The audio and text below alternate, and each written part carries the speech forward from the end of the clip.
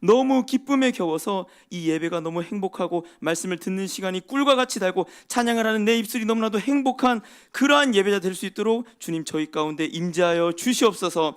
하나님이 저녁 예배를 허락하심이 감사합니다. 또한 예배자로 불러주심이 감사합니다. 주님 필요한 은혜 채우시고 또 한 주 넉넉히 담대히 살아갈 수 있도록 말씀으로 채우시고 인도하여 주시옵소서. 감사드리며 예수 그리스도의 이름으로 기도드립니다. 아멘. 할렐루야. 아멘. 우리 옆에 계신 분들께 이렇게 인사해 봤으면 좋겠습니다. 역시 주일 저녁은 예배입니다. 아멘. 뒤에서 제가 예배를 드리는 모습을 보니까 너무너무 감격에 겨웠습니다. 이렇게 오늘 이 한 해 올해 저녁 예배를 여신 하나님께 너무나도 감사하고 또 필요한 은혜 각자에게 맞는 하나님의 말씀 베푸실 줄로 믿습니다. 아멘. 저희 말씀 읽어보길 원하는데요. 요한계시록 1장 3절 말씀 저희 함께 읽어보도록 하겠습니다. 시작. 이 예언의 말씀을 읽는 자와 듣는 자와 그 가운데 기록한 것을 지키는 자는 복이 있나니 때가 가까움이라. 아멘. 오늘 세계관 설교 주제는요, 문해력입니다. 문해력. 그래서 제목이 읽는 자가 복이 있나니.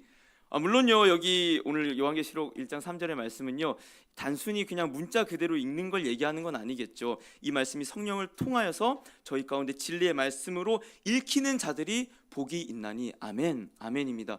근데요, 제가 오늘날 보니까 그 정도로 가지도 않고 이 문자 자체를 읽지 못하는 문해력 저하의 시대가 오늘날에 찾아온 것만 같다는 생각이 듭니다. 그래서 오늘 말씀을 나누면서 이 문해력 저하의 시대에서 우리는 어떻게 성경적인 대안을 찾고 우리가 할 방도, 우리가 실천할 수 있는 성경적인 해답이 뭔지 나누고 또한 실천하는 그런 은혜가 있기를 소망하는데요.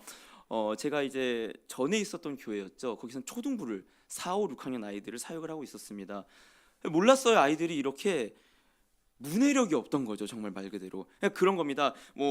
얘들아 오늘 몇 장 몇 절 읽을까? 하나 둘 셋 하고 읽습니다. 그래서 3절 내지 4절 길게도 안 읽어요. 읽으면 그게 기억이 안 남는 거예요. 그게 글씨는 까만 건 글씨요 흰 건 종이요. 그냥 읽기만 하고 그 내용이 누가 나왔니? 몰라요. 어떤 일이 있었니? 몰라요. 누가 말씀했니? 몰라요. 진짜예요. 몰라요. 이걸 읽고 나서 무슨 내용인지 파악을 못하는 걸 보고 저는 아이들이 어려서 그렇다, 아이들이 많이 어려서 그렇구나 친절하게 설명을 했습니다. 그리고 빛과 소금 교회에 와서 중고등부를 맡게 되었습니다. 그리고 세훈이를 만났습니다. 그리고 세훈이한테도 똑같이 3절 내지 4절 내지 되는 그 짧은 절을 읽고 나서 세훈에게 물어봤습니다. 세훈이도 내용을 몰랐습니다. 물론요, 이건 세훈이만의 은조도 그랬어요. 은조도 2번 와서 그랬지만 은조도 그랬고 세훈이도 그랬고 저는 이러한 특징들이 이 시대의 아이들이 이 종이 성경책이 굉장히 낯설구나. 실제로 그래서 제가 이제 세훈이한테 성경책을 사서 같이 성경을 읽자고 같이 이제 예배 때마다 보는데 세훈이가 이걸 힘들어해요. 종이 한 장씩 넘기는 걸 힘들어합니다. 그래서 물어봤어요. 학교에서 종이책 안 쓰니? 태블릿 써요. 그러니까 이 종이로 된 글자에 쓰여진 책을 읽고 넘기는 그것 자체가 이 아이들에게는 굉장히 낯설고 힘든 세대에 있다라는 것이죠. 그래서 오늘 말씀을 나누면서 이 다음 세대에게, 사실요 이후에 얘기하겠지만 다음 세대만 문제가 아니에요. 개인에게 물어보세요. 나는 문해력이 얼마나 많은가? 이 성경을 잃어버린 이 세대에게 하나님 다시 성경을 돌려주시옵소서. 다시 말씀을 우리에게 돌려주시옵소서. 이 은혜가 있기를 소망합니다.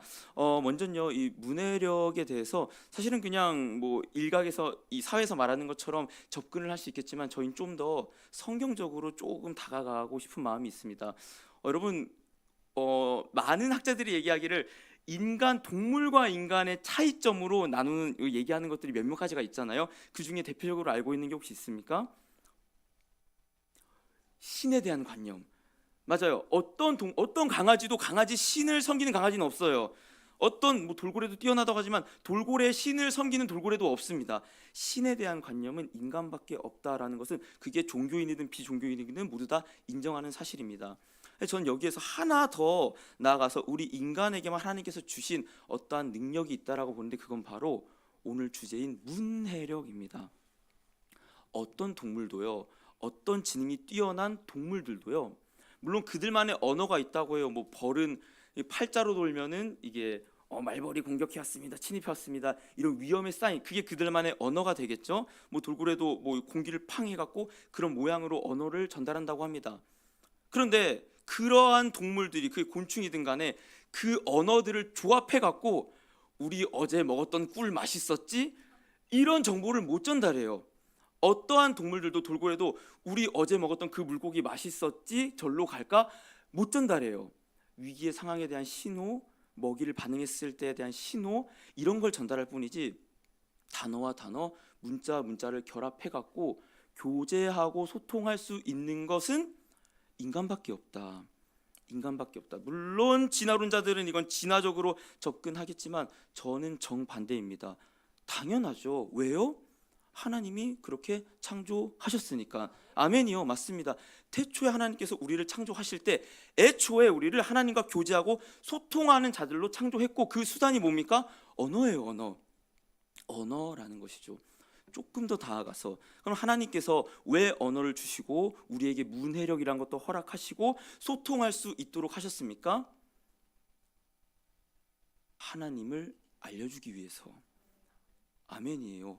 굉장히 중요한 거예요. 하나님 당신이 어떤 분이신지 알려주기 위해서 언어라는 것을 우리에게 허락하시고, 언어와 관련된, 물론 바벨탑 이후로 그 문자들은 다 갈렸어요. 그러나 이 언어를 통해서 중요한 겁니다. 하나님은 자연을 통해서도 하나님을 보여주십니다. 우리 마음속에서 어떠한 감정을 주심으로도 하나님을 보여주십니다. 그런데요, 그것만이 아니라 진짜 내가 어떤 분인 줄 알아? 그건요, 문자, 이 언어를 통해서만 하나님께서 보여주셨다는 거예요. 그 모르겠어요. 그 신학에 관심이 있는 분이 있을지 모르겠는데, 신학교를 딱 들어가면 맨 처음에 신학서론이라는 과목을 배워요. 그럼 신학서론 교수님들이 늘 지루해요. 재미없어요. 전 좋아했어요. 아무튼 근데 매일 처음에 제일 나오는 게 뭐냐면, 신학이 무엇인지 아십니까, 전도사님들? 다 이런 분위기, 아무 말도 안 해요. 하나님에 대한 학문입니다. 그럼 우리가 하나님을 어떻게 할 수 있습니까? 어떻게 할 수 있을까요? 하나님이 당신을 계시해야만, 하나님이 당신을 계시해야만 알 수 있다.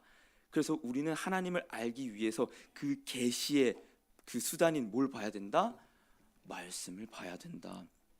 뭐 사실요, 저희는 뭐 당연히 말씀을 봐야겠죠 이러겠지만, 실은 여러 안 좋은 다른 방편의 시도들이 많이 있었어요. 말씀을 배제하고 우리 안에 있는 도덕심이, 하나님이야 실은 눈에 보이지 않는 하나님이 어디서 나타나? 우리 안에 도덕심, 윤리 도덕으로 치환해버리는 일들이 많이 있었고, 지금 한국교회에서도 많이 일어나잖아요. 그 외에도 아니야, 지성, 우리의 절대적인 지성이 하나님에 대한 증거야. 그래서 이 헤겔이라는 사람인데, 철학자가 그래서 신학자라고 했는데, 아니야, 우리 안에서 나오는 신에 대한 그런 감정, 이제 종교적인 황홀감, 엑스터시, 이런 게 바로 하나님에 대한 증거야. 여러분, 이게 다 그게 뭐 윤리 도덕이든 간에 지식, 절대 이성이든 간에 감정이든 간에 다 이단으로 갔습니다. 하나 빠지지 않고 전부 다 이단으로 갔어요. 왜요? 주관적이잖아요. 만약에 감정으로 하나님께서 당신을 계시하셨다면은 내 하나님은 너무 따뜻한 어머니 같으셔. 아닌데 우리 하나님은 무서운 아버지 같은데. 각자만의 생각이 다르고 주관적입니다.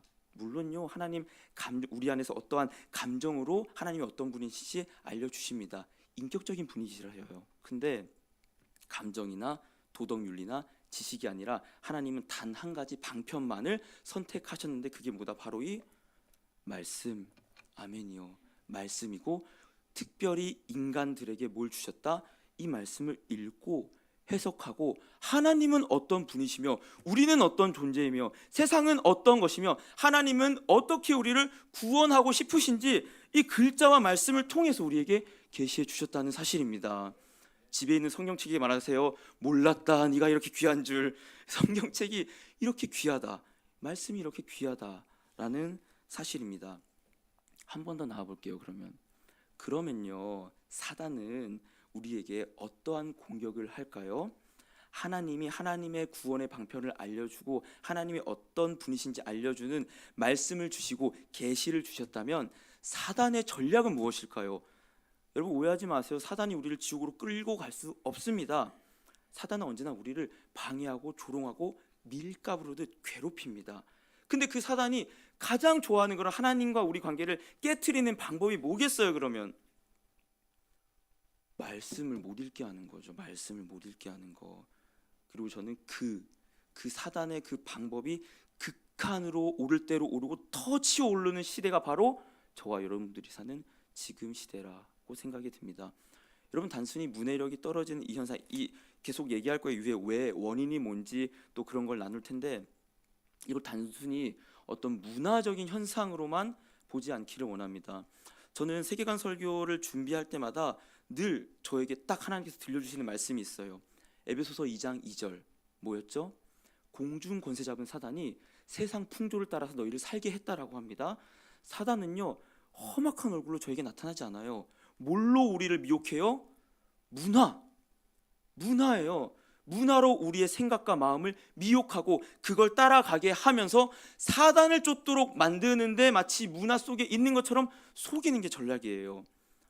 사단이 맨 처음에 우리를 속인 게 뭘 속였습니까? 우리의 마음을 속였어요? 아담과 하와의 마음을 속였어요? 아니요, 말씀이요.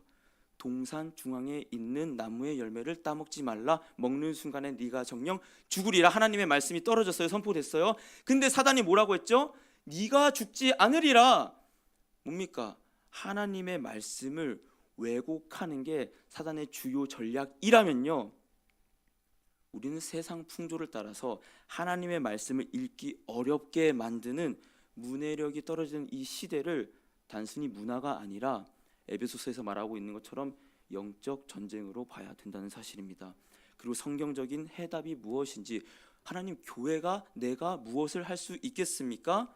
연구하고 살피고 기도할 필요가 있다라는 생각이 들어서 이 주제를 제가 갖고 왔었던 것이죠. 여러분들에게 묻겠습니다. 여러분들은 나 스스로에게 나는 문해력이 뛰어난가? 1점에서 5점까지 하면 몇 점 정도 줄 수 있을 것 같습니까? 저 마음속으로만 생각하세요. 이 문해력에 대한 어떤 검사를 하는 그런 기관이 있습니다. 국제 기관인데요. 저도 이번에 사실을 처음 알았어요. 그 PISI라 PISA라는 이 기관이 있는데요. 그러니까 이 기관은 이제 성인들은 아니고 학생들을 대상으로 수학과 언어력 이런 거를 이제 테스트를 해갖고 순위를 매기는 건데, 저희 나라는 얼마나 좋은 성적을 받았을까요? 못 받았을까요?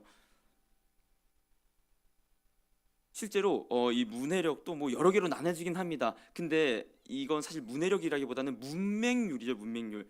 저희 나라 학생들은 아주 OECD 아니 전 세계에서 최상위권으로 글자를 읽지 못하는 아이들은 없다라는 일단 결과를 받았습니다. 맞아요. 이 한글 덕분이겠죠. 그런데 문해력, 저희가 지금 말하고 있는 그 문해력에 대해서는 좋지 않은 성적을 받았었습니다. 제가 그래서 이 질문이 거기서 테스트에서 나왔던 그 질문들이 뭔가 제가 찾아봤거든요. 근데 이 질문에서 OECD 평균은 여기에서 오답률이 39% 정도 나왔는데 우리나라는 52% 제일 많이 나왔어요. 절반이 넘는 학생들이 이거를 찍었는데 제가 한번 문제를 한번 내어 드릴게요. 이러한 문제가 나옵니다.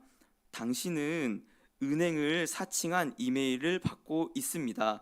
이 이메일은 계정에 문제가 있다며 긴급히 링크를 클릭하여 개인정보를 확인하라고 요구하고 있습니다. 이때 우리가 해야 될 그 조치 방법은 1번 기억하세요. 링크를 클릭하여 최대한 빨리 해당 양식을 작성한다. 2번 알고 있는 공식 전화번호로 해당 기관에 문의한다. 3번 이메일을 삭제하거나 스팸으로 신고한다.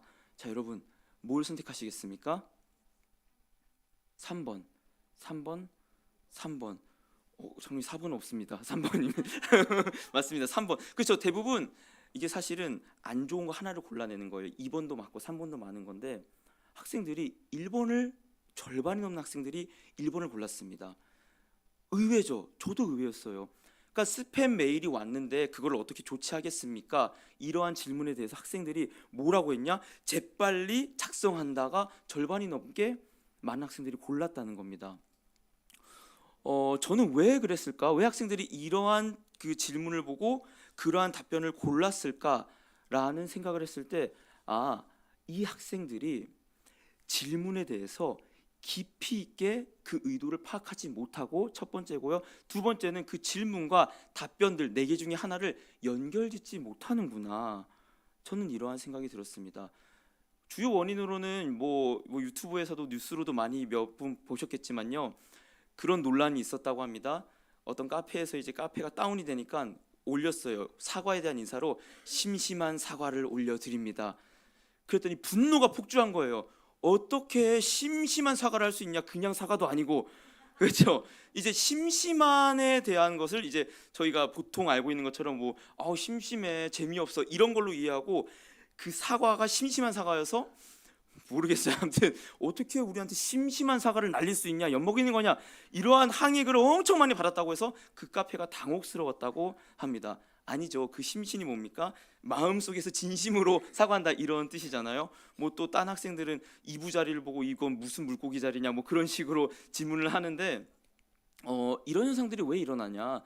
다들 많은 전문가들도 전문가들이 아니라도 알 수 있어요. 왜냐? 어휘력 부족. 어휘력이 부족합니다. 왜 부족할까요? 이 아이들이 왜 어휘력이 부족할까요? 이후에도 얘기하겠지만요. 결국 스마트폰이 문제예요. 제가 이제 세윤이랑 같이 하는 게임이 있어요. 세윤이랑 친해지려고 했다가 제가 더 열심히 하게 되어버린 그런 게임이 하나가 있는데 그 게임을 보면요. 외국 게임이거든요. 물론 한글로 뭐 다 쓰여져 있어요. 근데 전 그 게임을 하면서 단 한 번도 한글로 된 설명서로 게임을 습득하지 않았습니다. 이해가 되세요? 단 한 번도 그 한글로 이 게임은 어떻게 하는 겁니다라는 것을 제가 읽어보지 않고 직관적으로 그냥 이 방향키 공격하는 것, 이 두 엄지만으로 습득을 했습니다. 어떤 시대에 살까요, 아이들이? 아이들은요, 직관적으로 경험하고 깨달는 그런 시대가 익숙한 시대에 살아요. 왜 디지털 네이티브라고 해요? 글을 먼저 보다가 영상을 보게 되고 그걸로 넘어간 저희 세대가 아니라 글보다 먼저 영상을 접하는 세대. 뭐 하민이나 많은 아이들도 글보다 먼저 영상을 접합니다. 근데 영상을 접했을 때 무엇이 문제가 되냐? 원인을 그래요. 먼저 얘기하자면 그렇죠.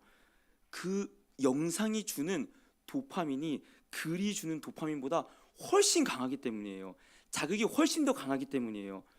엄청 세게 맞다가 살살 맞으면 자극이 없듯이 이 아이들은 먼저 영상, 특히나 저는 말하고 싶은 것은 쇼츠는 저는 유튜브나 그런 SNS에서 공식적으로 규제해야 되는, 막아야 되는 거라고 생각이 듭니다. 왜요? 제가 이렇게 뭐 안 생겼어도 토종 한국인처럼 생겼어도 미국을 한 번 놀러 간 적이 있습니다. 한 달 동안 놀러 갔다 온 적이 있는데 그 이제 라스베이거스예요. 원래 발음은 아무튼 라스베가스에 호텔 보면은 1층에 슬롯머신 기계가 있어요. 슬롯머신 기계가 있는데 1센트 동전을 탁 넣으면은 그 룰렛을 확 당기면 브르르르 돌아가면서 777 하면 동전이 팍 쏟아지는 그 기계. 열은 아시는 그런 기계인데요. 저희는 이제 궁금해서 1센트씩 넣어서 한 번씩 그 룰렛 맛만 봤습니다. 근데 거기에 앉아있던 수많은 미국인, 무서웠어요. 어떤 할머니, 담배를 계속 피는 할머니는 동전을 계속 넣으면서 슬롯머신을 돌립니다. 근데 이게 뭐냐? 왜 그러냐? 그게 도파민이에요. 도파민. 슬롯머신을 나의 최소한의 에너지를 투자해서 도파민을 내게 하는 그 슬롯머신에 중독이 된 거예요. 또 뭐가 나올까? 다음번엔 뭐가 나올까? 계속 돌리다 보니까 아침부터 밤까지 담배만 계속 피면서 그 슬롯머신 앞에서 계속 머신만 돌립니다. 이게 마약이랑 뭐가 다르죠? 근데 이게 쇼츠랑 똑같아요. 계속 넘겨요. 하나씩 계속 넘겨요. 제가 전에 사역했었던 그 초등부 아이들도 핸드폰을 하는 것을 보면은 계속 쇼츠를 의미 없이 넘깁니다. 아무 의미가 없어요. 그런데 거기에서 다음에 슬로모션처럼 다음에 뭐가 나올까? 다음에 뭐가 나올까? 다음에 뭐가 나올까? 의식하지도 못한 채 도파민 나오는 것에 중독이 돼갖고 핸드폰에 중독이 되어 버린다는 거죠. 문제는 뭡니까? 그렇게 쉽게 얻어진 큰 자극이 어렵게 얻어지는 작은 자극인 문자로 향하지 못하게 된다는 것이 문제가 된다는 사실이죠. 사실 저는 이 자료를 찾아보면서 좀 놀란 거는요. 아이들, 사실 다음 세대 때문에 이 주제를 골랐어요. 다음 세대에게 성경을 돌려줘야겠다. 우리가 할 일이 무엇일까? 근데 놀란 건 어른들도 심각합니다. 어른들도 문해력 수준이 떨어지다라는 연구 결과가 있는데요. 아까 말했듯이 그런 기초 문해력, 문자를 읽고 쓰고 읽고 보는 거, 읽는 거는 어른들이나 아이들이나 최상위권이에요, 저희 나라가. 근데 기능 문해력이라고 합니다. 이게 뭐냐? 그런 거예요. 보고서 같은 게 오면은 그 보고서를 읽고 이 보고서의 내용을 해독하는 능력. 이게 사실 문해력 아니에요? 근데 이거는 저희 나라가 재밌게도, 저는 젊은 사람이 떨어질 줄 알았거든요. 아니요. 나이가 들수록 떨어진다라는 연구 결과가 나왔습니다. 특히 55세에서 65세 사이는 OECD 평균보다 꽤나 많이 떨어진 수치라는 연구 결과가 나왔어요. 뭐 문해력 때문에 뭐 여러 개를 찾아봤는데 그 학교에서 일선에서 이제 교육을 하는 교사 선생님이 가정통신문을 통해서 아이들에게 그 준비물을 준비해 오라고 어머니에게 보내잖아요. 근데 그런 인터뷰 내용을 그 교사가 하더라고요.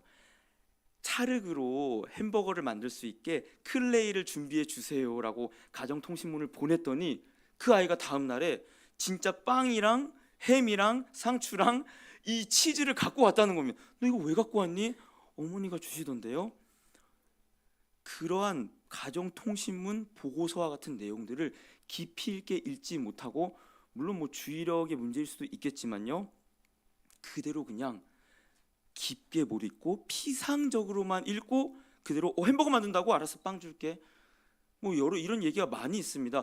왜 이렇게 힘들게 종이로 통신문을 보내주냐, 차라리 영상으로 해갖고 알려주면 안 되냐라는 항의 전화가 왔는데 그 통신문 밑에 동영상 링크는 여기 있습니다 라는 그러한 말들이 학교에서 막 나타나고 있다는 거예요. 아이들에게만 문제입니까?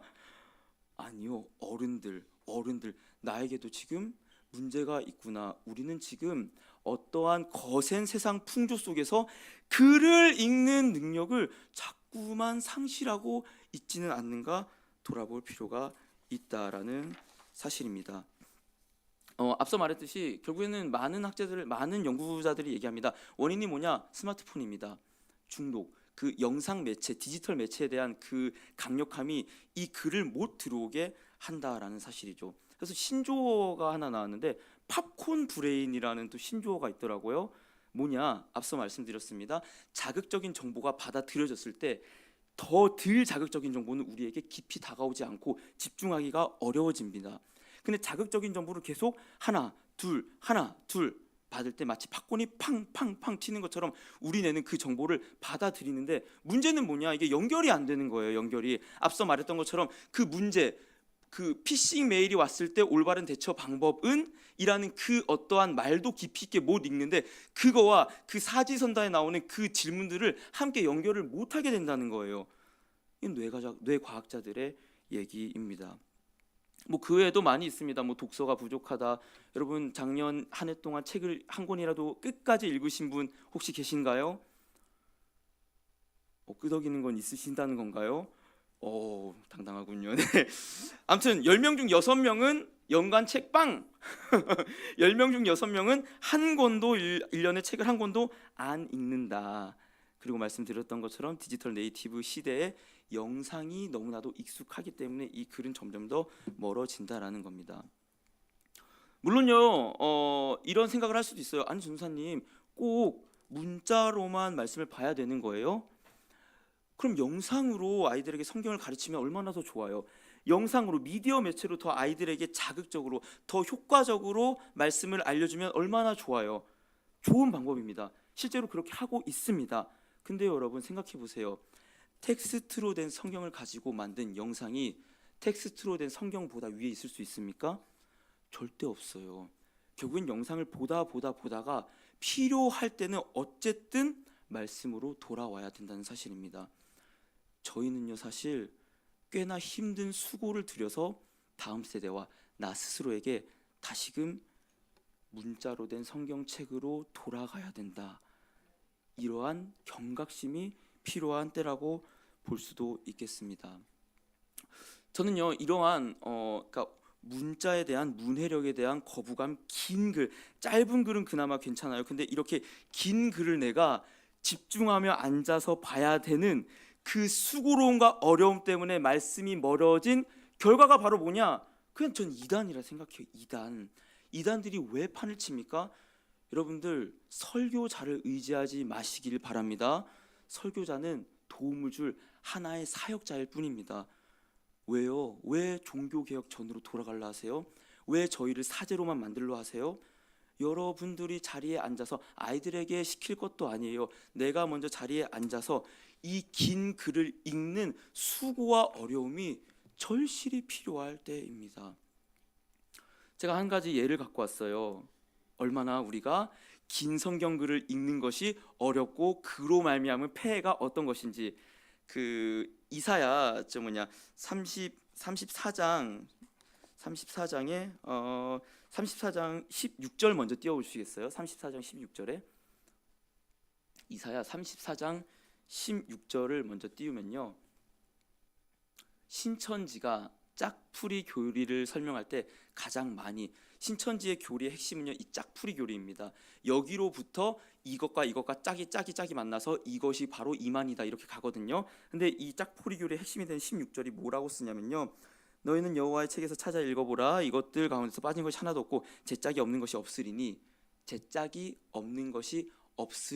라고 얘기를 하면서 봐봐. 그래서 구약에 있는 거 이거고 신약에 있는 거 이거고 짝짝 맞아서 보혜사가 누구야? 이만희네. 이런 식으로 가는 게 신천지 교리의 가장 첫 발이거든요. 근데 여러분 여호와의 책에서 너희가 찾아보라. 이것들 가운데 제 짝이 없는 게 없으리니의 그 짝이 신 구약에 있는 어떠한 단어들에 대한 짝입니까? 아니요. 읽어볼 필요가 있겠죠. 어떻게 해요? 수고하여서 읽어볼 필요가 있겠지요. 제가 대신 좀 수고를 해서 함께 읽어보기를 원하는데 먼저 한번 볼게요. 이사야 34장에 있는 내용이잖아요. 34장 1절 한번 보여주시겠어요? 34장 1절에 보면요. 이런 말이 나와요. 열국이여 너희는 나와서 들을지어다. 이게 어떤 말로 시작하냐면요. 이사야가 이제 열국 심판하시는 하나님을 너희가 들을지어다 라고 얘기를 하면서 열방에 대한 심판의 얘기가 나오면서 5절에 보면요 여호와의 칼이 하늘에서 족하게 마셨은즉 보라 이것이 에돔 위에 내린다고 해요. 보세요. 열방에 내린 심판에 대한 대표 모델로 누가 나오는 거예요? 지금 열방에 심판이 온다고 했는데 그에 대한 대표 나라로 지금 누가 끌고 나와진 거예요? 지금 에돔. 말씀해 주세요. 제가 당황스럽습니다. 에돔이 그 대표 주자로 나온 거예요. 물론 신학적으로 알 필요가 있겠지요. 이스라엘 야곱과 반대되는 에돔. 에서죠. 하나님의 택하심에서 벗어난 진멸하기로 작정된 그 에돔이 열방 심판받는 열방에 대한 대표로 뽑힌 거예요. 일단 이거 기억하시면서 8절부터는 저희 한 절씩 한번 읽어볼 거예요. 인스턴트 설교가 아니라 설교자가 요약해주는 설교가 아니라 저와 여러분들이 한번 읽어보자 이거예요. 이게 진짜로 신천지가 말하는 것처럼 짝풀이 교리인지 어떤 짝인지 8절 한번 함께 읽어보겠습니다. 시작. 이것은 여호와께서 보복하시는 날이요 시온의 송사를 위하여 신원하시는 해라. 자 여기서 아니요 멈추세요. 8절에 여호와께서 뭐 하는 날이라고 했죠? 보복하시는 날. 그리고 누구를 위하여서요? 시온의 송사를 위하여서 신원하시는 해라. 일단 세윤이는 신원을 모를 겁니다. 어휘력이 필요하겠죠. 만약에 여러분들 중에서도 신원이 뭔지 모른다면은 물어봐야겠죠. 당연히 물어봐야겠죠. 신원이 뭡니까? 보복은 심판이고 신원은 믿는 자들에 대한 하나님의 구원입니다. 맞아요. 신원, 이 시온에 대해서 내가 구원을 해주겠다는 하나님의 선포이면서 동시에 시온, 예루살렘, 야곱, 이스라엘을 괴롭혔던 그 대적들 열방 누가 아까 나왔었죠? 에돔을 내가 보복하겠다는 하나님의 내용이 이어지는 거예요. 9절 한번 제가 읽어볼까요? 그래서 에돔의 시내들은 변하여 역청이 되고 그 티끌은 유황이 되고 그 땅은 불붙는 역청이 되며. 보세요. 하나님의 백성과 반대되는 에돔과 같은 자들은 전부 다 역청이 될 거야. 소돔과 고모라처럼 멸망을 할 거야. 이 내용이 이어지고 있으면서 조금 11절로 한번 넘어가 볼까요? 11절에 당아새와 고슴도치가 그 땅을 차지하며 부엉이와 까마귀가 거기 살 것이라 여호와께서 그 위에 혼란의 줄과 공허의 추를 들이우실 것인지. 자, 여기서 동물들이 그 혼란한 곳에서 산다고 합니다. 그럼 그 거기는 어디입니까? 거기는 시온일까요? 예루살렘일까요? 아니면 에돔일까요? 그쵸, 에돔이죠. 심판한다고 했잖아요. 심판한다고 했으니까 황폐해진 그곳에 사람이 아니라 동물들이 살게 될 거야, 이사야가 얘기하고 있는 거죠. 그러면서 바로 15절로 한번 넘어가 볼까요? 15절로 넘어가 보면 얘기해요. 부엉이가 계속 앞에서 동물 얘기, 동물 누가 살고 사는데 15절에 부엉이가 거기에 깃들이고 알을 낳아가서 그 그늘에 모으며 솔개들도 각각 제 짝과 함께 거기에 모이리라. 자, 여러분 보세요. 황폐해진 그 에돔 땅에 동물들이 거하게 될 거야, 이 얘기를 선포하고 있죠. 근데 하나님께서 그 동물들을 모으는데 어떻게 한다는 거예요? 제 짝이 다 모인다라고 하면서 16절에 뭐라고 얘기합니까? 너희는 여호와의 책에 찾아 읽어보라. 이것들 가운데서 빠진 것이 하나도 없고 제 짝이 없는 것이 없으리니. 자, 그러면 짝은 뭘 가리키는 겁니까? 부엉이, 맞죠? 부엉이, 두더지, 뭐 딱따구리, 이런 동물들의 짝이 없다는 거잖아요. 여러분, 아주 간단합니다. 허무할 정도로 신천지의 교리가 와르르 무너졌어요. 지금 그 14만 4천이 넘는 수많은 지파들이 모여있는 신천지가 허무할 정도로 어이가 없게 동물의 짝을 갖고 너희가 신구약의 단어에 짝을 맞춰갖고 그것이 이만이라고 얘기했니? 라고 헬라어 히브리 알 필요도 없어요. 개역개정 성경만 읽어도 야, 이 짝은 두더지 짝이야, 야, 이 짝은 그 동물의 짝이야 라고 바로 얘기해 줄 수 있다라는 사실입니다. 문해력이 사라진 시대에 어떠한 설교자, 어떠한 선포자가 사제와 교황처럼 된 시대에 이단들이 판을 치고 오히려 성경은 보지 않는 시대를 저희가 살고 있다는 것을 알 수가 있습니다. 그래서 뭐 제가 이거는 하나 갖고 온 건데, 그래서 이 신천지가 어떻게 풀이를 하냐면요, 아가서 2장 15절에 보면요, 우리를 위하여 여우 곧 포도원을 거는 작은 여우를 잡으라라는 것을 신천지가 어떻게 하냐면, 이 여우도 짝이, 그러니까 이 해석할 수 있는 짝이 있잖아요. 그럼 포도원도 짝이 있는 거, 어딘가 짝이 있는 거잖아요.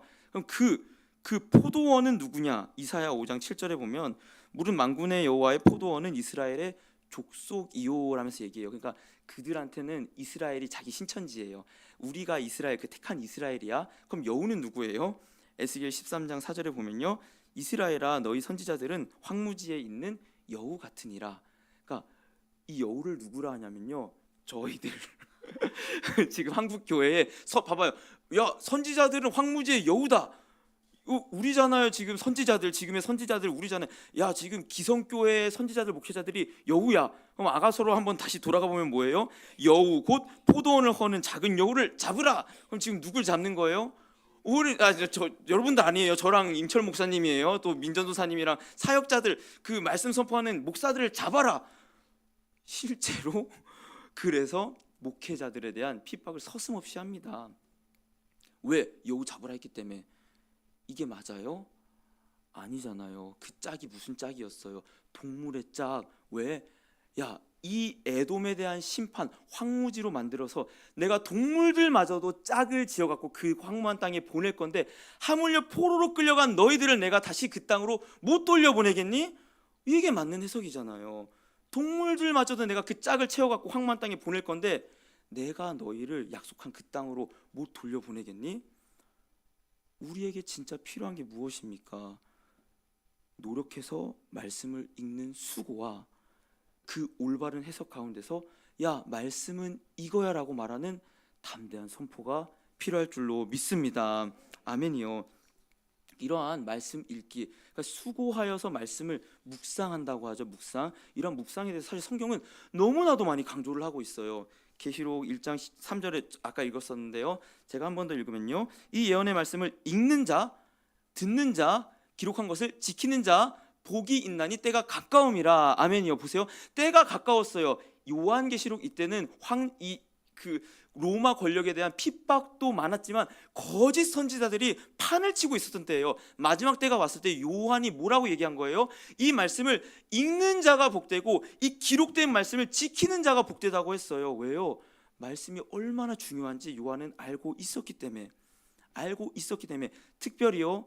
이때 당시에는 이 성경이 신약 성경은 헬라어로 쓰여졌거든요. 근데 이 헬라어를 코인의 헬라어라고 하는데 시장에서 쓰이던 쉬운 언어로 쓰여졌어요. 그래서 대부분 말은 할 줄 알지만 기록된 것을 읽기는 힘들었어요. 그러니까 문자를 읽을 수 있는 게 10에서 15% 정도였다고 얘기를 해요. 그러면 교회 지도자들은 이 헬라어를 보고 말씀을 읽고 잘 풀어서 성도들에게 얘기를 해줘야겠죠. 그러니까 그런 말씀 사역자들도 복되고, 대신 너희가 절대, 요한계시록 뭐예요? 하나라도 뺀 자들은 저주를 받으리니 사사로이 해석할지 말지니 너희만 문자를 볼 줄 알지 너네가 잘못 해석하면 교회가 다 잘못 해석해.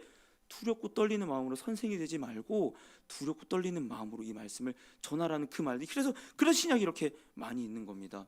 신약뿐만 아니에요. 구약에서도 이미 말씀을 묵상하고 말씀을 힘써 읽으라는 건 계속 나왔는데, 여호수아 1장 8절 저희 한번 읽어볼까요? 시작. 이 율법책을 내 입에서 떠나지 말게 하며 주야로 그것을 묵상하여 이 안에 기록된 대로 다 지켜 행하라. 그리하면 내 길이 평탄하게 될 것이며 내가 형통하리라. 아멘.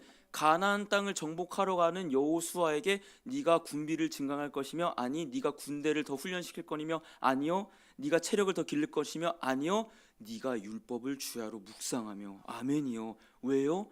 가나안 땅 어차피 하나님께서 주십니다. 이스라엘 힘으로 차지할 땅이 아니에요. 그럼 가나안 땅 왜 차지하는 거예요? 그 악한 땅에서 하나님의 백성이 들어가자 악한 땅을 하나님의 나라로 만드는 거룩한 전염을 해야 되기 때문에 너희가 말씀을 먼저 묵상하고, 원래 태초에 하나님께서 계획하셨던 그 바, 에덴을 창설하시고 아담과 교제하기 원하셨던 그 내용, 그러니까 내가 담겨져 있는 율법과 말씀을 주야로 묵상해.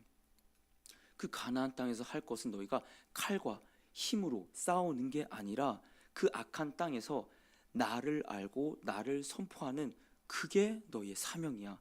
이미 여호수아에서도 나타났다는 거죠. 시편도 얘기하고 있어요. 너무 유명한 구절이죠. 시편 1편 1절에서 2절에 복 있는 사람은 악인들의 꾀를 따르지 아니하며 죄인들의 길에 서지 아니하며 오만한 자들의 자리에 앉지 아니하고 오직 여호와의 율법을 즐거워하며 그의 율법을 주야로 묵상하는도다. 아멘. 아멘이에요. 여러분, 이 말씀이 다가오십니까? 이 말씀이 여러분 삶 가운데 가까이 있습니까? 아니면 둥둥 떠다니는 시편의 말씀입니까? 이 말씀이 여러분들의 삶 가운데 나의 눈에 나의 입에 읊조리고 묵상하다, 하가라는 히브리어 단어는요 계속 입에서 오물오물오물 읊조리는 걸 얘기하고 있어요. 그러고 계신가요? 아니면 읽기 귀찮고 힘든 이 말씀이 저 멀리 박혀져 있고 손쉬운 설교 아니면 손쉬운 요약본을 찾고 계신가요? 물론 설교 듣지 말란 말 아니에요. 그러나 하나님께서 원하신 방법은요, 날 것입니다. 날 것. 말씀 앞에 나와 하나님의 독대, 주야로 하나님을 묵상하는 그것이 복 있는 자로다 얘기하고 있다는 사실이죠. 뿐만 아니에요. 신명기에서는 왕이 오른 자들에게, 이렇게 지도자에게 이렇게 얘기하라고 해요. 17장 18, 19절에 보면요, 그가 왕위에 오르거든 이 율법서의 등사본을 레위 사람 제사장 앞에서 책에 기록하여 평생에 자기 옆에 두고 읽어 그의 하나님 여호와 경외하기를 배우며 이 율법의 모든 말과 이 규례를 지켜 행할 것이라. 아멘. 평생에 그 말씀을 읽고 기록한 것을 읽으라라고 이미 신명기에서 이미 얘기하고 있었습니다. 또 하나님의 백성에게 진짜 예수를 알고 복음을 알게 된 자들에게 어떠한 반응이 나타났냐? 사도행전 17장 11절에는 이런 말이 있어요. 베레아에 있는 사람들은 데살로니가에 있는 사람들보다 더 너그러워서 간절한 마음으로 뭘 받고 말씀을 받고 끝이 아니에요. 이것이 그러한가 하여 날마다 성경을 상고함으로. 아멘이요. 아멘이요. 날마다 성경을 상고함으로. 바울 저게 맞는 말이야? 뭐 예수가 부활을 했다고? 승천을 했다고? 다시 온다고? 이게 맞는 말이야?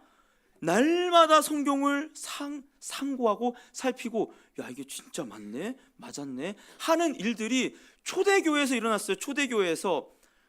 문자도 모르는 그때에 그게 진짜 맞는 말인가? 날마다 성경을 상고하는 그 일들이 초대교회에서 일어났어요.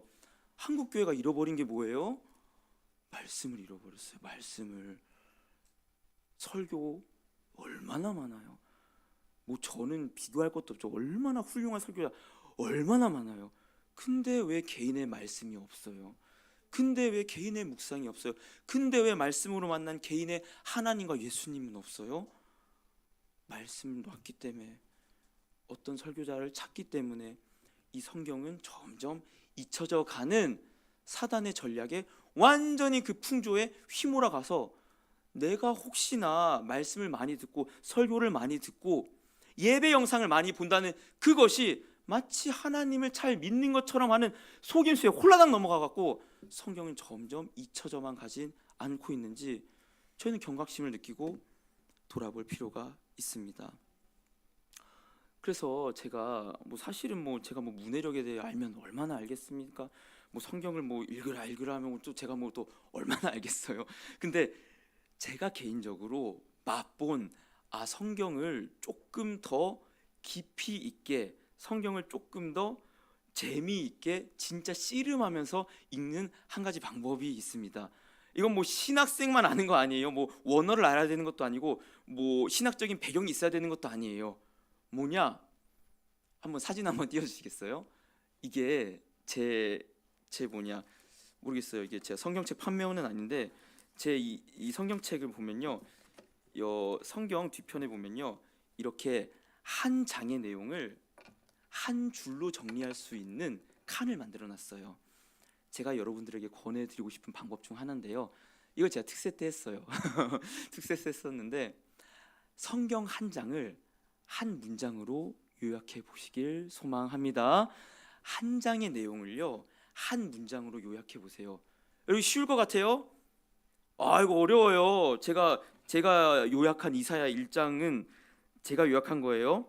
하나님을 거역하여 허물진 백성이 된 이스라엘, 이게 1절에서 9절 이스라엘이지만 예배와 공의가 무너졌지만 회복시킬 하나님, 이게 1장의 내용을 제가 요약한 거예요. 근데 2장의 내용이 이어져요. 어떻게 이어지냐면, 그래서 말일에 시온에서 율법이 나오고 예루살렘에서 주의 말씀이 선포된다 나오잖아요. 시온에서 가르치시고 교만한 자를 낮추시고 홀로 영광 받으실 하나님, 그래서 너희는 인생을 의지하지 말라, 2장의 내용이고, 3장은 그렇게 하나님을 의지하지 않아서 통치 능력을 상실한 이스라엘과 아름다움을 변하여 수치가 될 이스라엘.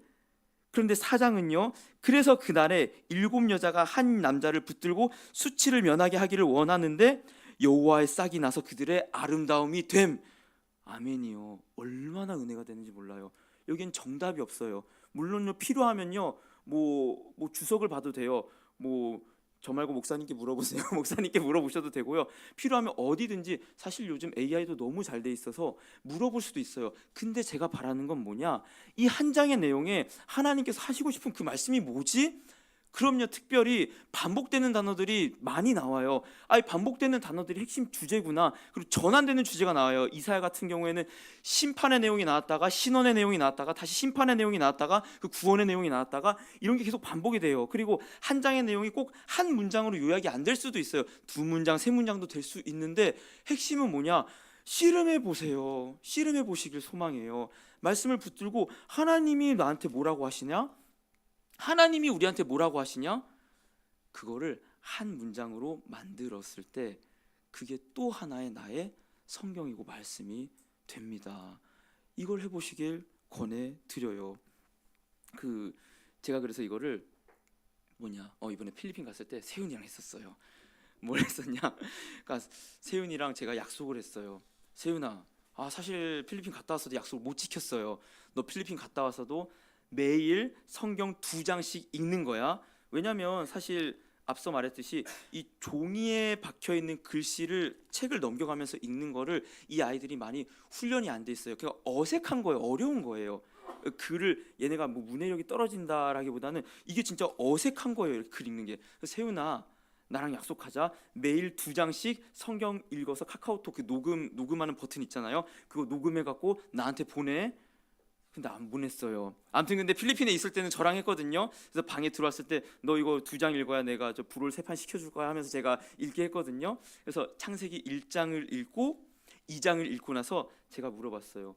세윤아, 그때 3장 4장 읽었을 텐데 세윤아 4장을 읽었지. 4장 내용이 뭐야? 그러니까 이거죠. 진짜 스스로의 눈과 힘으로 읽어보고 그 내용을 한 문장으로 요약해 보는 거. 세윤이가 뭐라 얘기했냐면요. 가인이 아벨을 죽였어요. 아멘. 너무 잘 요약했어요. 가인이 아벨을 죽였어요. 더 좋은 요약이 없어요. 너무 잘 요약했어요. 잘했어 세윤아. 너무 잘했어. 그러한 훈련, 그러한 시도가 우리 다음 세대. 사실은 제가 아무튼 세윤이 덕분에 느낀 바가 참 많아요.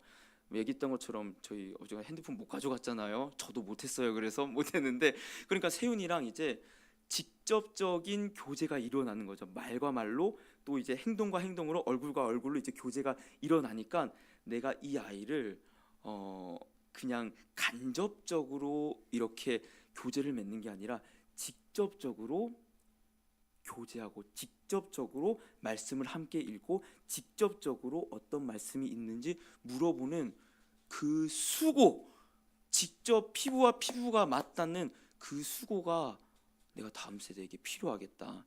전화하고 카톡하는 수고가 아니라 직접 맞닿는 그 수고가 내가 필요하겠다. 모르겠어요. 사실 저는 아직 아이가 없기 때문에 뭐 이렇게 교육하세요라고 말할 그런 제가 그런 수준도 아니기 때문에 말할 수 없겠지만 나중에 아이가 태어났을 때 물론 쉽지는 않겠죠. 근데 그 아이에게 내가 옆에다 끼고 앉혀놓고 같이 말씀을 세윤이랑 읽었던 성경은 사실 개역개정이 아니었어요. 우리말 성경을 읽었습니다. 어휘가 훨씬 쉬워요. 세윤이도 이해할 수 있고요. 그래서 쉬운 성경을 같이 그 아들이든 딸이든 읽으면서 너 이거 지금 여기 이렇게 읽었는데 이 내용이 뭐였어? 그럼 그 아이도 얘기하겠죠. 가인이 아벨을 죽였어요. 잘했어. 잘했어. 다음 세대에게 필요한 것은 아마 이런 게 아닐까? 작은 전도사가 생각을 해봅니다. 여러분들 물론 이건요 다음 세대에게 뿐만 아니라 지금 여러분의 영혼 스스로에게 해볼 필요가 있습니다. 좋아하는 성경을 펼쳐보세요. 사무엘상이든 창세기든 펼쳐보시고 내가 그 한 장을 읽고 나서 한 줄로 문장을 요약해보세요. 꼭 한 줄이 아니어도 괜찮아요. 내가 여기에서 만난 하나님을 기록하고 남겨보세요. 하나님은 그걸 원하세요. 복이 있는 자는 주야로 말씀을 묵상하고 읊조리는도다 말씀하고 있습니다. 앞서 말했지만 저는 이 한국 교회뿐만 아니라 사실은 많은 이 오늘날의 교회들이 다시 종교 개혁 이전으로 돌아가고 있는 위기에 있다고 생각이 듭니다. 왜요? 그때 어떤 시대였어요? 라틴어로만 돼 있는 성경이었어요. 막 세쿠라멘툼 하면서 라틴어로 미사를 드리는데 그 사람들이 일반 평민들이 라틴어를 안다? 몰라요. 하나도 몰라요. 근데 왜 미사를 갔어요? 지옥 간다니까. 미사 안 참여하면 지옥 간다니까. 그리고 그때는 교황청이 힘이 강력했어요. 실제로 물리적인 체벌도 가능했어요. 혼나니까. 미사를 갔는데 듣지도 않고 들리지도 않는 그 라틴어 말씀을 그냥 듣다가 그 미사가 제가 알기로는 일어나다 이거 끝나다는 건요. 그걸 미사라고 한 거예요. 예배가 아니라 끝났다. 그걸 미사라고 알고 그냥 참여를 했던 거예요. 아무것도 모르고 예배를 드리고 있으면서도 성직자들도 아무것도 못 듣는 걸 알고 있으면서도 성경을 자기의 멋대로 해석하고 자기의 이익권대로 자기의 이익대로 해석해서 면죄부 팔던 그런 시대. 그때 누가 일어난 거예요? 종교개혁자들이 목숨 걸고 일어난 거예요. 한 명을 소개해 주길 원하는데 위클리프라고 하는 종교개혁자가 있습니다. 루터보다 훨씬 전 사람이에요. 영국 사람이었습니다. 영국은 당시에 이 가톨릭의 교세가 굉장히 셌을 때였어요. 그리고 그 교세로 앞서 말했던 것처럼 돈으로 이익을 취하던, 권력으로 이익을 취하던, 폭리를 취하던 그 시대에 위클리프라고 하는 사람이 성경을 읽다 보니까, 사제였어요. 똑같이 말씀을 읽다 보니까 교황이 중보자가 아니네.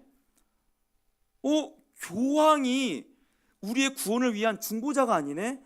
우리의 유일한 중보자는 예수 그리스도네. 아멘이요. 그거를 깨닫고 알게 됐습니다. 위클리프가. 그래서 뭘 했어요? 바로 한 게 뭐냐? 영어 성경 번역이었어요. 당시에 고대 영어였겠죠. 영어를 쓰고 있는 사람들에게 영어 성경을 알려주기 위해서 제일 먼저 한 일이 라틴어 성경을 영어로 번역해 갖고 전파한 겁니다. 전파했어요. 그 일을 하다가 붙잡혀서, 당시에 그런 게 있었던 거죠. 이 신성한 말씀은 일반인들에게 가서는 안 된다. 오용될 수 있기 때문에, 오해될 수 있기 때문에 신성한 교황들만이 이 성경을 해석해야 되는데, 너가 지금 그 죄를 범했구나. 죽임당했습니다. 죽임당했어요.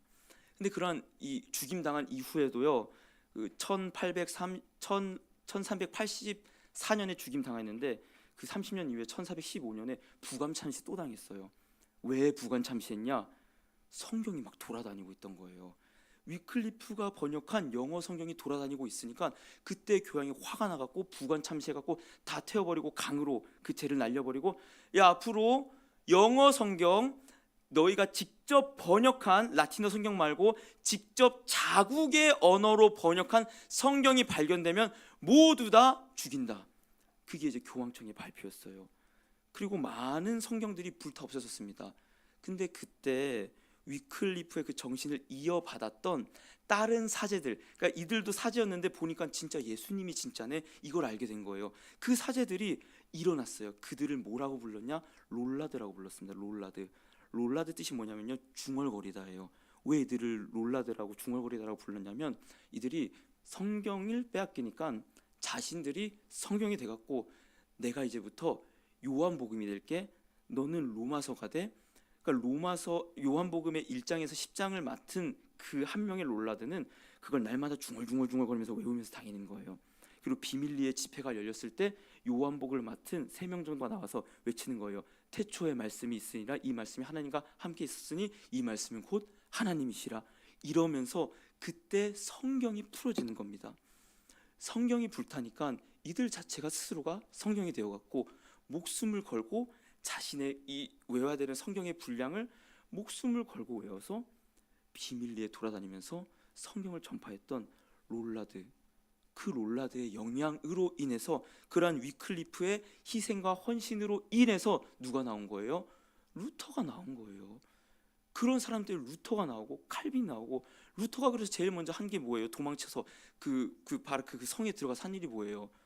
독일어 성경 번역을 제일 먼저 했어요. 11개월 만에 신약을 번역하고 그 다음에 계속 번역을 한 거예요. 왜? 말씀이 생명이니까 내가 이거를 전해야겠다. 여기에 내 모든 것을 걸어야겠다. 이 사명감을 갖고 말씀을 번역했고 목숨 걸고 말씀을 전했고, 지금 그 말씀이 저와 여러분들 손에 있습니다. 목사님께서 이전도사 금식 전에 불태우고 와 그렇게 말씀을 하셨는데, 신대원을 다닐 때 하나님께서 저한테 가장 많이 주셨던 어떤 감동이 있었어요. 2가지였는데요. 하나는, 승재야, 너 기도해. 너 신학 좋아하는 거 알고 히브리어 좋아하는 거 알고 뭐 그런 거 다 알겠는데 너 기도해야 돼. 무릎 꿇어야 돼. 근데 제가 그거를 못 지켰어요. 아니, 안 지켰어요. 오히려 안 지켰어요. 그리고 2번째로 하나님께서 제게 계속 주셨던 그 마음의 감동이 있었는데요. 승재야, 말씀 읽어. 그냥 말씀을 읽어. 그런 신학 공부도 좋은데 그냥 말씀 읽고, 너가 치기공 하면서 힘들 때 이어폰으로 말씀을 들으면서 그 말씀을 날마다 상고하면서 이것이 맞는지 아닌지 메모장에 기록해 놓으면서 너가 이 말씀을 매일 묵상했던 그때를 기억하고 너 말씀을 읽어. 이 마음을 엄청 계속 주셨어요. 제가 안 지켰어요. 못 지키고 안 지켰어요. 근데 그때가 지금 온 것 같아요. 모르겠어요. 저는 3주 동안 금식을 하면서 사실 뭘 해야겠다라는 마음으로 금식을 한 건 아니지만 오늘 말씀을 준비하면서 그런 마음이 들었습니다. 하나님, 제가 다시 이 날 것의 말씀 앞에 서기를 원합니다. 21일 동안 하나님, 저 마음도 비워내고 하나님 앞에 빈 마음으로 나아가면서, 물론 아내의 말로는 이 글이 잘 안 들어온대요. 금식을 할 때. 그때는 그럼 어때요? 그럼 제가 그토록 일하면서 들었었던 드라마 바이블 들으면서 또 귀에 계속 말씀을 듣게 하는 거죠. 저는 그 시간을 갖도록 하겠습니다. 여러분들도 함께 갖기를 소망합니다. 말씀을 읽고 그 말씀과 씨름하면서, 물론요, 문해력이 우리를 구원하지 않습니다. 암만 문해력이 좋아도 성령이 임해야만 이 말씀이 진리가 되고 예수가 우리 마음에 들어옵니다. 아멘. 전적인 하나님의 은혜예요. 근데 전적인 하나님의 은혜이기 때문에 문해력이 저하되고 세상 풍조로 휩쓸리는 이것을 보고만 있어서도 안 됩니다. 말씀을 읽는 시간 내시길 소망합니다. 또한 말씀을 읽는 자리에 앉으시길 소망합니다. 힘써 말씀을 읽으면서 하나님과 교제하는 저와 여러분들 되시길 소망합니다. 아멘. 우리 시간 찬양하기를 원하는데요, 말씀 앞에서라는 찬양입니다. 저는 이 부분이 가장 와닿아요. 기록된 말씀 힘이 있어서 진리로 우리를 거룩케 하며 거룩한 말씀 세세 영원히 복음이 되어 말씀하시네. 많은 신앙의 선배들이 목숨을 걸고 지켰던 그 말씀이 등한시되어지는 이 시대 가운데, 하나님, 다시 한번 우리가 이 말씀 앞에서, 하나님 말씀입니다. 저희 지혜가 없습니다. 문해력을 따질 것도 없고 저희 말씀 읽기가 참 어려운 환경과 시대와 직장 생활을 하며 살고 있는데, 아버지, 이 생명의 말씀을 저희가 읽고 묵상하면서 다시 하나님께서 원하셨던 교제의 말씀의 그 자리로 나오게 해 주시옵소서. 그런 마음으로 함께 찬양하시겠습니다.